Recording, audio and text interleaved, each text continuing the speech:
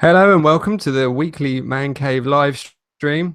I'm your host Liam and I'm joined this week by Andy Hello. and as usual Mike. Hello. Rather different Mike. This is Mike's twin brother, Much younger, Michael. sexier younger brother.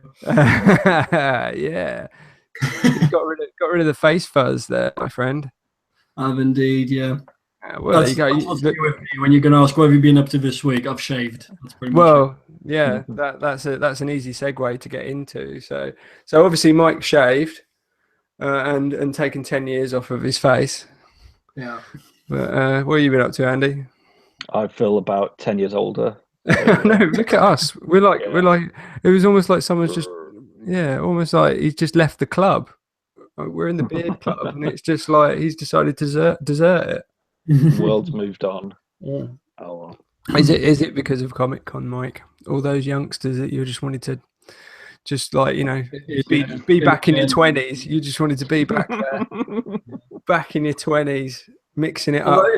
If there's one thing that really filled my heart with joy at Comic-Con was that there were so many people who are much older than we are and getting, getting up to, sort of like cosplay and just geeking out of it. And I thought, you know what? Geekdom really has no age. Absolutely. The family's got me. Whole families that are committed to the day, like Darth Vader, like the little boy with the Jedi. The daughter was Princess Leia or Rey, and then the wife was Princess Leia. I was just like, brilliant. That's a full commitment right there. That's such a cool thing. It was that was definitely a highlight of the week. I went to London for a bit of I went to watch a BBC presentation get filmed at the Royal Albert Hall, which was very good. Which will go out after Armistice Day. It was children in need. Terry Wogan for Terry, so it was a Terry Wogan tribute. And it had like Gregory Porter, Alfie Boe, Take That, Ellie Goulding, Ollie Murs. There was quite a few, but they were doing, apart from Take That, there were some bonus tracks, but most of them were actually doing songs that Terry had a remote connection with. Right. So some of them worked, some of them didn't. Gregory Porter is just awesome, man. I need to get some of his stuff because he's really got sweet. Actually, it's really sweet. They gave Ollie Murs something to do. they gave him like a Frank Sinatra medley, which oh God, he's so rubbish. Yeah, he was this week's topic. Us hating on Ollie Murs for half an hour. Yeah, I don't know what kind of comments we'll get for that. Maybe that'll generate the first couple. I don't know. So cool. Well, because I'm wallpaper stripping at the moment, so I don't want to leave that totally done. So they'll go back downstairs, and my wife's done it all. Obviously, that would be horrible. But yeah. So we're going to start. Mike. Yeah. Do you have a film review for us by any chance? It's another month, and it's another Marvel Studios film release. I am talking, of course, about Doctor Strange, which I went the last week with my American chums at the O2 in London, which I still think is one of the most impressive cinemas to go see blockbusters like that. It's really impressive. Anyway, but I'll diverse. So, Doctor Strange, right. I understand that you two haven't seen it yet, so I'm going to keep it as spoiler-free as possible. Right. This is a film where, at times, when you're watching it, it feels like the most trippy, psychedelic, most visually impressive film that Marvel have committed to date. It really does feel like you're watching at times Inception through a kaleidoscope. I don't know how to say that. Yeah, and and there's some very impressive sequences in there, which I would not be surprised if they were nominated in the visual effects category for at the next Oscars. To be honest, however, when these trippy sequences, sort of end, I could not help but feel like I was sitting through yet another quite formulaic Marvel origin story. No way. And that is probably the biggest criticism I can level at Doctor Strange, is that it feels very content at times of just being another sort of like, yeah, another origin story. And what doesn't help here is the similarities of the character to a certain other very popular Marvel character who's goateed as well, because down to the arrogance, the snarky humor, the womanizing, and even the goatee. Doctor Strange, there's no escaping it. Stephen Strange, shares a lot of similarities with Tony Stark, and you can't help at times but wonder, is this just Iron Man but with magic? So at times, I did feel a bit like that while I was watching it. And also Benedict Cumberbatch, while he is he's dependably reliable and solid in the role, but he doesn't do anything, how can I say, so unique with it to make you go, oh my god, that is like a whole new character. He doesn't quite hit you as much as Robert Downey Jr. did with Tony Stark. I'm not implying that every single Marvel film should have a breakout star in the same star as Robert Downey Jr.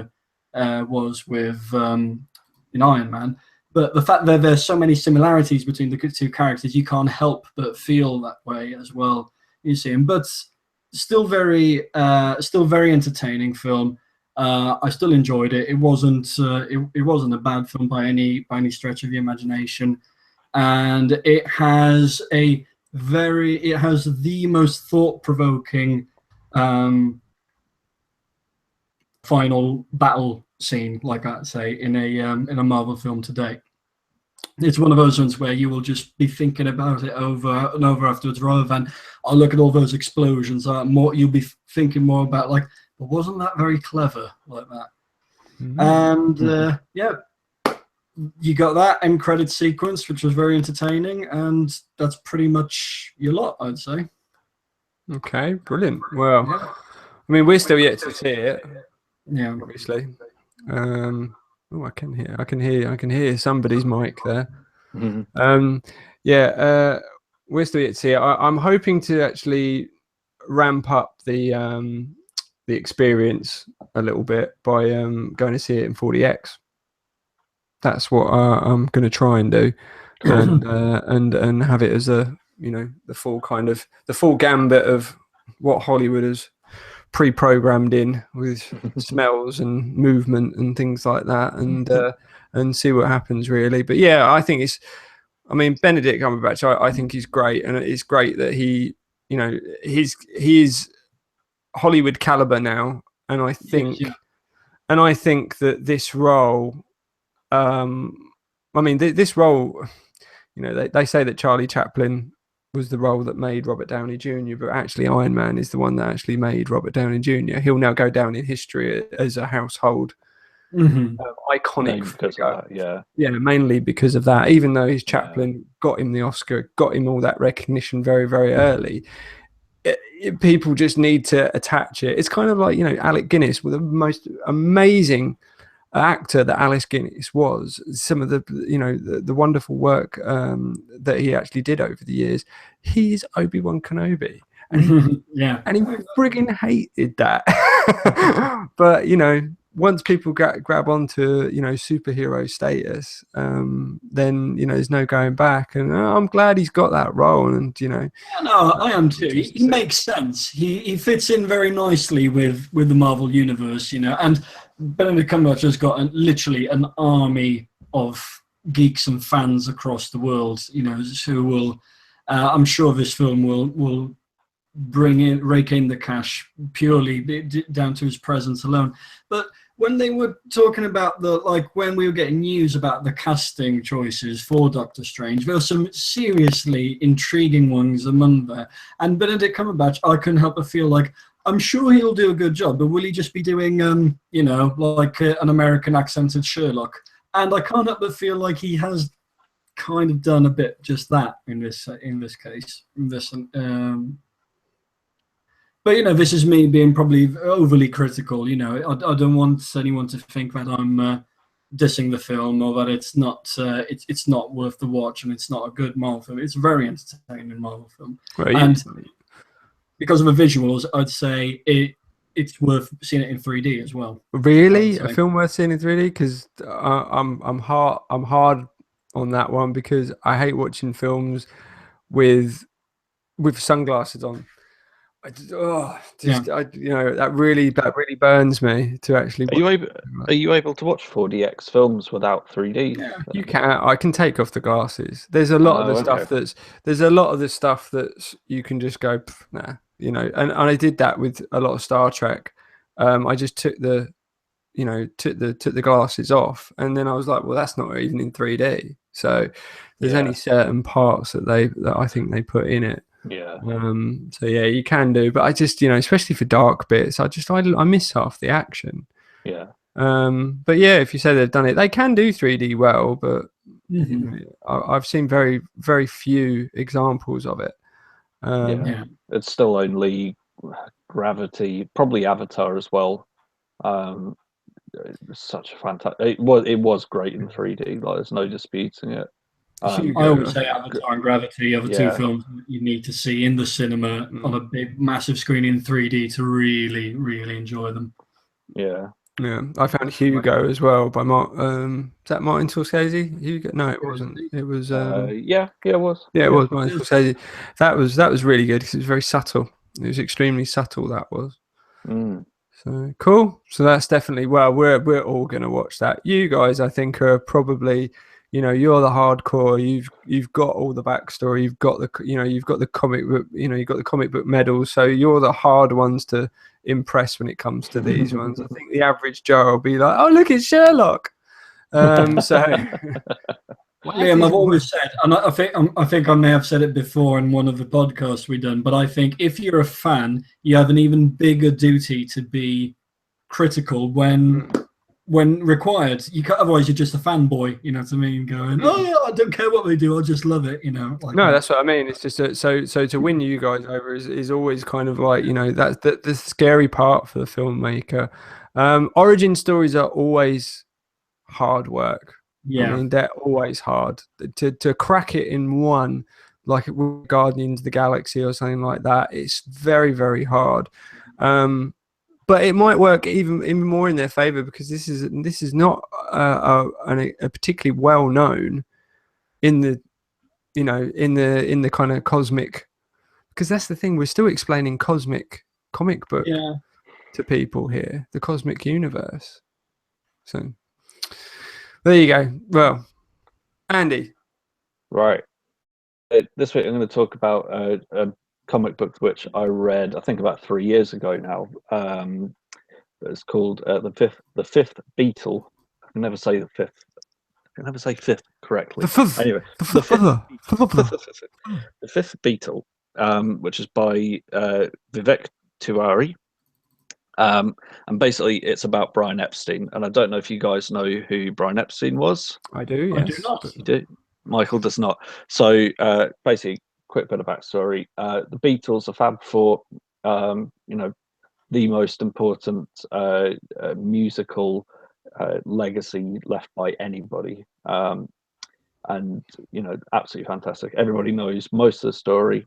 Four lads from Liverpool, but it's basically he discovered them. Brian Epstein discovered them. He made them what they were, turned them professional, whereas before they were just playing in the Cavern Club.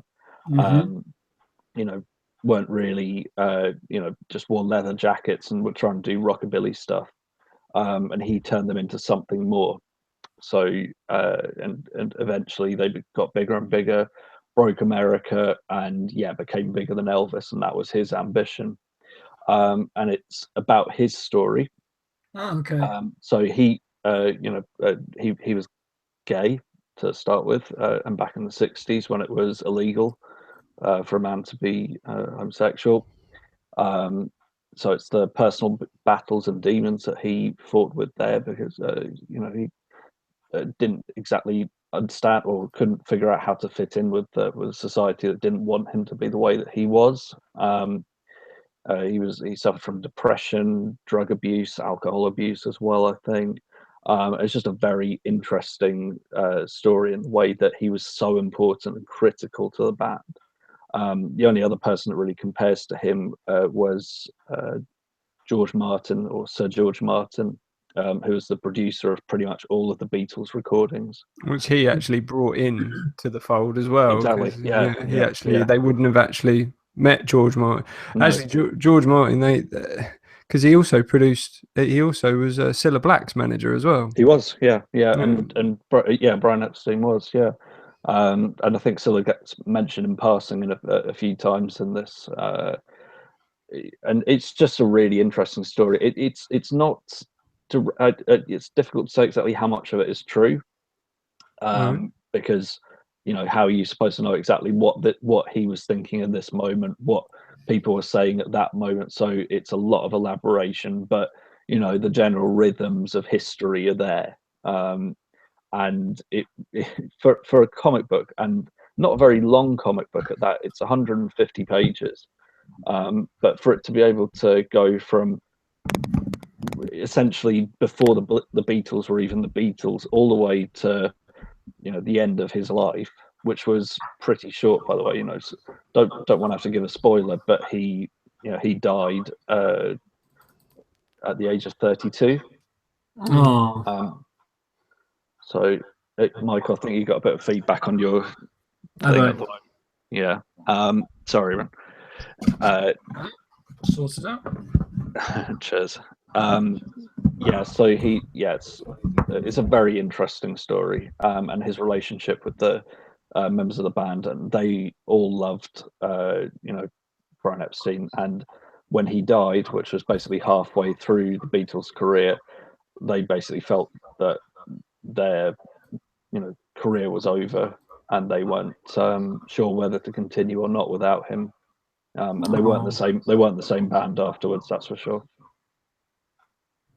Yeah, that's quite interesting. So it's a biographical graphic novel. Mm-hmm. Okay. Who's actually brought it out? Is it actually brought out by Apple, or has it been produced by anybody from the Beatles? I mean, there's only McCartney and Ringo. No, I think it's an independent comic. It's Dark Horse Comics, so I don't think that Apple really had any say in it, to my knowledge.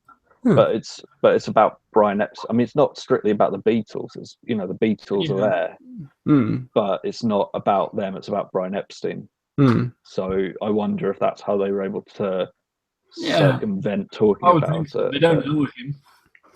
Well, exactly. I mean, I'm not sure. I haven't read into that side of it too much, but it is a really, really, really interesting story. You can probably pick it up for not very much now. Can I just ask though? Yeah. Now we're zoomed in on this. I'm gonna. There is some. What are those? There are. It looks like skeletons with. Skeleton paramedics, Liam. Well, of course, yeah. I mean, is that some kind of inner demon reference? Yeah, because there's pills, aren't there? Yeah, I'm not sure. It's quite interesting. It's quite trippy. Yeah, I like it. Yeah. What would you say that because some of this looks a little bit like kind of 60s, definitely 60s type artistry. Yeah. Art, and then of course then you flip over a little bit to say that, and that almost looks like picture postcard. Yeah. I mean, that's kind of the way that it's supposed to look. It varies from idyllic kind of him on holiday with John Lennon, or when they're doing all of their first concerts, to he'll be in a back alley being beaten up by a sailor that he's tried to pick up. It's a really weird graphic novel to read, but it's absolutely rewarding, really good. Cool. I'm glad. I mean, I don't think enough people know who Brian Epstein was, because he was pivotal in that music in that era. Shaped it really. Definitely. I might tell my mum about that. I think she'd be quite interested in that. I think she would be. Actually. I think it's a good one for the parents. I mean, it's interesting the title of the fifth Beatle, because there's always a debate of who the fifth Beatle was. And I think it is between him and George Martin. And for my money, it is more George Martin. I think he was, he made the recordings what they were. He made the Beatles sound professional. Brian Epstein is, made the Beatles look professional. He got the career there, but musically speaking, I don't think that he was part of the band, or I don't know. Paul McCartney thinks that. It's a good observation. Right, he kicked him. I mean, he got him to get rid of the. John Lennon was quite happy to keep the leather jackets and play rock and roll. Yeah. Whereas Brian Epstein was just like, right, clean suits. Yeah. Everyone's good haircuts. Yeah. Everyone's got the same haircut. Let's have something that's probably a little bit more poppy. Yeah. And he made the first boy band. Yeah. Yeah, you're right. Yeah. So, yeah. I was listening. As a side note, I was listening to the first Beatles album today, which is "Please Please Me." Please Please Me, yeah. And that, I tell you what, that's just all of the rest of the Beatles albums are great, but you always find things about them that either that gets too extravagant or they annoy you a little bit. "Please Please Me" is just the best rock album ever. It's so. That's a big claim. That's a big claim, man. You can't find a flaw with it. It's perfect. Such a good album. It's just very favorite Beatle. Very good stuff. Yeah. Favorite Beatle, Andy. Favorite Beatle. Favorite Beatle.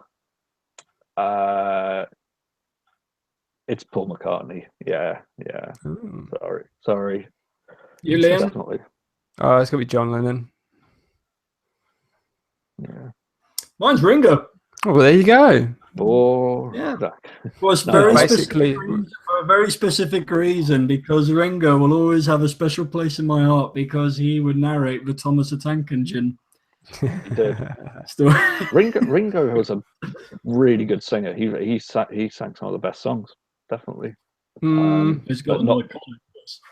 No, he was a good singer. He was. I think what was a tank engine. Yeah, they said. What was it? One time, when John Lennon was asked, he said, "Would you say that Ringo Starr is the best drummer in the world?" And he goes, "He's not even the best drummer in the Beatles." Yeah.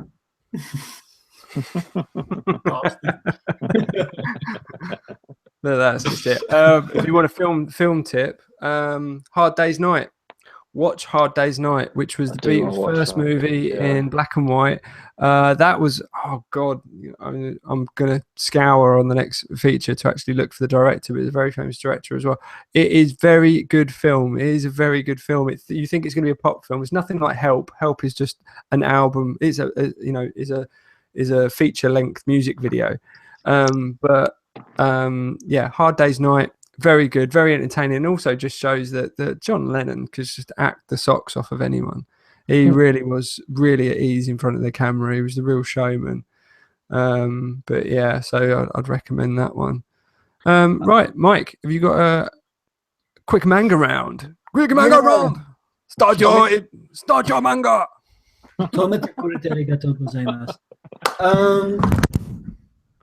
And the mic fell. Mic drop. Okay, my sweet, are you okay? Mike has a new mic. He has a white one. What? Look, what is this? What is this? Light side, dark side. You got a different mic to me. I've got the white one. And I got the black one. All right. Calm down. Stop stroking your mics, Jesus. Okay, I'm trying to put it up. Oh, your headset's nice too, Andy. Don't worry. Yeah. It's not. Are you having technical problems, Mike? I am indeed. I am trying to balance a mic on a box. Should we keep on talking about the Beatles until Michael? Yeah. Oh, other thing. Have you played Beatles Rock Band? No. I'm not. No. You haven't? Okay. I've got Beatles Rock Band as well. The animation in Beatles Rock Band, there's like whole sequences and everything for it. I might even put a link in the description here. There's like a whole film that they do in between, and it is very manga. It's very manga animation to it, and it's very similar to that Brian Epstein graphic novel. And they do these sequences at different stages of their career, all the way up to their final album when they do the gig on the roof. Check it out on YouTube. Have a look at the animations from Beatles Rock Band, and then of course, obviously, Beatles Rock Band. You can play any track from their career, and I always do the drums on it, and you do realise what a good drummer Ringo actually was, because it's pretty difficult stuff. And I'd heartily recommend it. If anybody's got any plastic instruments still around, you can probably pick up a Beatles Rock Band on an old console for next to nothing. Have you Helter Skelter? Got blisters on your fingers. I've got blisters on I have always got blisters on my fingers because I play normal guitar. So yeah. Cool, Mike. Are you back in the game? I am indeed back in the game. Right. If there's one thing I noticed at Comic-Con last week, and I think you guys will agree with me, is that there is a surprising amount of love still for manga in this country. I was not expecting that, like how big it still is. I mean, I grew up in Italy, and Italy's always been a very, very sort of like manga/anime oriented country due to Italy's long-standing ties with Japan. In fact, like a lot of our like children's entertainment, they were all like animes and all like Astro Boy and things like that. And so it was a bit of a trip down memory lane for me on when we went there on Saturday, because I went through an intense phase between the ages of, gosh, what was it? I'd say 13 and 16, where I read an awful lot of manga. And so I just thought it would be good to have a little roundup of some of the ones that I used to read and sort of look back on them now with the benefit of hindsight, you know. And so I'll start with, I'm probably going to piss off some hardcore manga fans here, because the choices I've brought forward today are all relatively mainstream, so forgive me for that. But I thought I'd start off with, sort of like the most popular one, which is Dragon Ball. So you guys ever watch at least Dragon Ball or into it when you were growing up? Oh, yeah, I've watched it, yeah. Like you, yeah, I have watched it. I have tried to watch a couple of episodes. I think I don't know whether it was just the wrong time for me, and I didn't really grab me. But the games I started playing, I started playing the fighting games, and I think I had more of a, started to understand the characters a bit more from that. But it's interesting you say that, because when I look back on it now, back at the time, the characters in that series I just thought, wow, the coolest characters ever created. When you read it back now, it's actually all fairly flat, not very well developed characters. It's basically a world in which the only thing that matters is how hard you hit people. Basically, it is manga very much inspired by the kung fu wave from the 70s.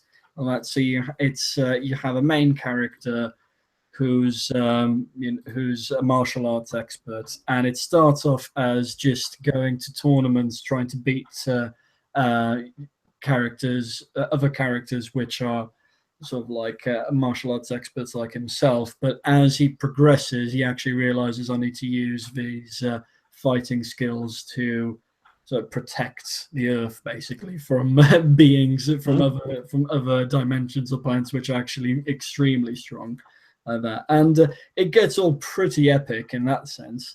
And but when you look at it now in terms of character development and things like that, it is pretty one note all along. Still pretty amazing to look at, and I can see why it has garnered this reputation as the manga/anime to follow, and what is the most popular one in the world.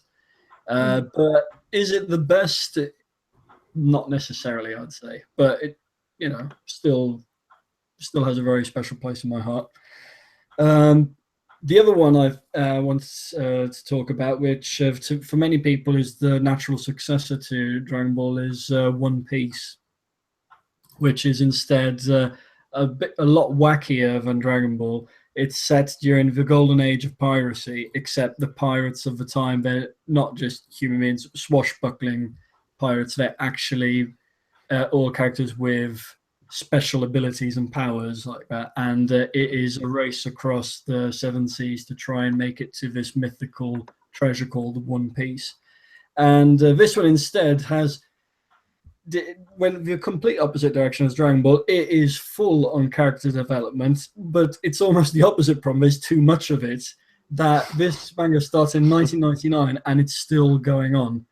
And I stopped reading it purely because I said, you know what, there's no end in sight. And I actually like things to have an end, because that's why they become so powerful, I think. And it just carries on and on and on, despite having some very colorful, wacky characters that you it's much funnier as well than much wittier than Dragon Ball ever was, and very much enjoyable in that sense.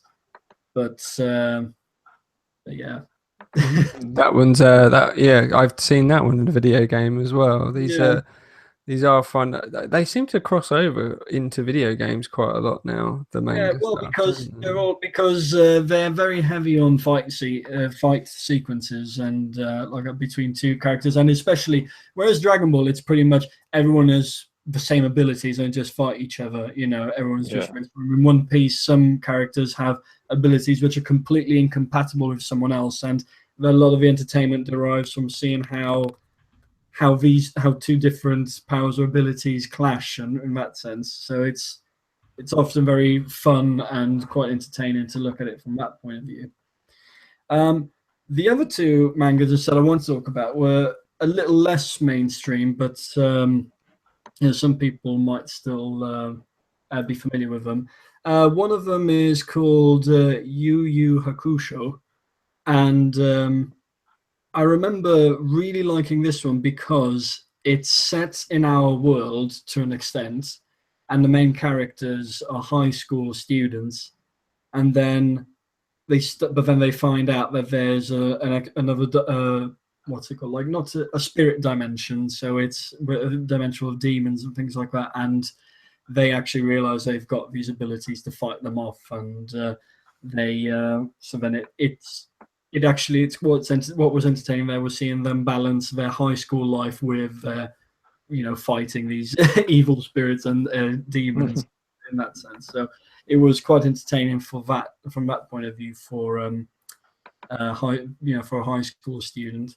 And there was a bit more swearing as well than there was in Dragon Ball One Piece, so you felt like, oh, they actually talk a bit more like us. However, the last one I wanted to talk about, because I feel like the more I think about it, the more I feel like this was the manga that I enjoyed the most when I was at the age of 15. And it's called Dai no Daiboken, which literally means Dai's Big Adventure. And this one, you guys probably would have liked too, because it blends manga with fantasy. So it's all stylized and drawn like a manga, but you actually have sort of like all the elements that you'd come across in a Final Fantasy game, or even in Lord of the Rings, and to some extent, probably even Game of Thrones. And it was Dragon Quest. Yeah, Dragon Quest, Dai no Daiboken. And when you look at it, it does feel like at times something out of a Final Fantasy game, because you have a main character who's sort of like an all-round warrior. His best friend is a mage. His other friend is instead a martial arts expert. Another one is a knight. Then they have sort of like a cute, fuzzy-looking mouse who's actually like a martial arts expert and all that. And at one point, they're fighting. The main villain is actually Satan. So that is, and it follows or even like a game structure, because Satan is like the final boss in that sense.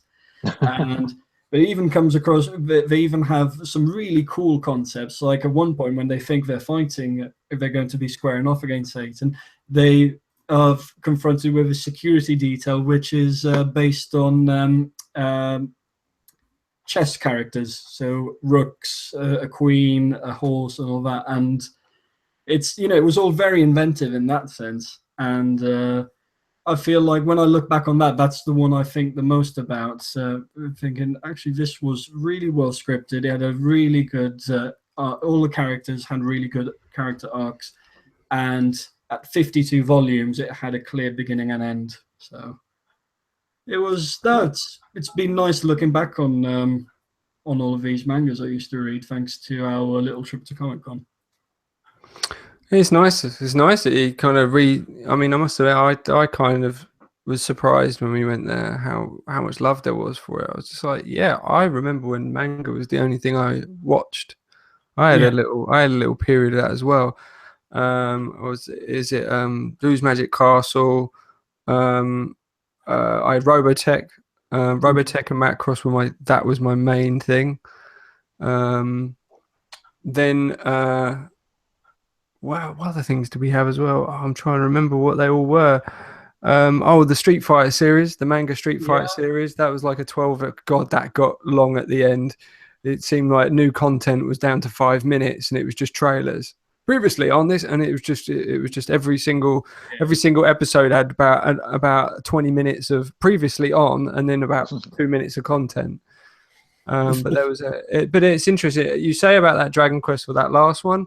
Dragon Quest 8 is going to be released on 3DS on January 20th next year. Yeah. No, I know it's had an interesting afterlife as a game as well. I don't know what came first, the game or the manga, but the manga's from, I would say the manga probably 97 start. So, yeah, there's been that and Dragon Quest Maker as well. It's funny how I think we might have also picked up on this as well, but the opening movie of the 60th British Film Institute film festival in London this month, I believe. Yes, or is it just gone? It is this month. Is going to be a manga film, and it's going to be called, and it's by it's a Japanese director named, I'm gonna get this wrong, Makoto Shinkai. He's well, basically they say that he's going to be the next big thing. I read about this in Empire the other day actually, and it's called Your Name. It's a basic the premise is two teenagers, boy and a girl, do a body swap, and then in almost kind of like Hollywood teen comedy fashion, go through the motions of that. But it's all done in Japanese in a Tokyo school. And it's got rave reviews, like, you know, in kind of like 5-star for film. So I'm definitely going to check that one out. That one's called Your Name.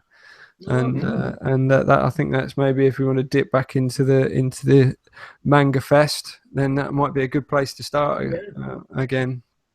So but there, cool, excellent. Well, thank you for that. We've gone through quite a lot of content now. I'm not going to rattle on too much. What I wanted to do is just talk about what we've got coming up for ManCave. Yep. So I want to start off with the content from Comic Con that will be coming up soon. I've got some dates in the diary to patch something together. We'll have a little bit of interest, and you guys can actually see some of the stuff. We got a couple of interviews, a couple of friends that actually did some stuff, courtesy of Mike, interviewer Mike, that did a good job there. So I might post those as separate content, just so that we spread it out a little bit. And yeah, I mean, we've got these things coming up. Getting to grips with it. I think scheduling is a good thing. And I think each one of us now kind of finding our feet. We're each going to try and, I think we'll start putting through some content, planning out some content for the site. I really want to do some Titanfall 2 stuff. That is, I've actually booked days off, like, to go and get. No way. Because I'm never going to actually be able to play that game with that schedule running up to Christmas. So I'm actually booking days off, and I was like, you know what, I need to use some holiday, so bang, and I'm going to do that. I'm going to get that game, I'll sit down, and I'll play that game. Because apparently this game is taking over, and it's bringing people back into the shooter world. So I've just ordered No Man's Sky. Oh, okay. Yeah. Okay. See how that goes. But yeah, it was going for a good deal. So I know there's been some. How much? What? How much was it going for? How much do you think's a good? How much it should be going for? Yeah, About a tenner. 15. That's not too bad. Okay. Yeah. Yeah, I think. Yeah, my thoughts on that game was just like. Oh, have you played it then? Yeah, I did a It's quite obvious. Yeah, I did a reactions. if you hark back to a previous episode of ManCave, Oh, we did that. Okay. we I don't remember that. I did do a playthrough of it, and yeah, it's yeah, what they put on the tin. It's not. Yeah, so I'll say what you think of it, but Okay. I was just like, I think what people are looking for is Star Citizen and No Man's Skies. Really not the same thing. Okay, cool. All right. Really. So and you guys some time to put into it as well to get anything. Lots of inventory management.